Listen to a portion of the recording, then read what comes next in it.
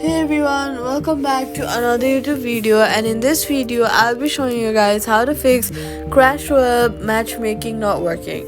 If matchmaking takes forever or does not start, this is usually due to connection or server issues.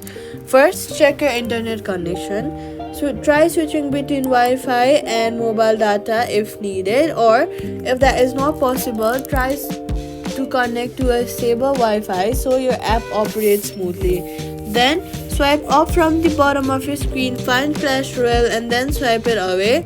After that, restart your phone and then reopen the app to refresh matchmaking services.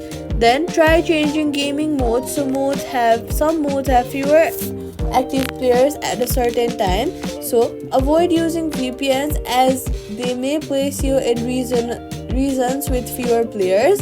If matchmaking still fails, Supercell servers may be under maintenance. Wait for a few minutes, it usually fixes it. And that's it. Subscribe for more quick fixes.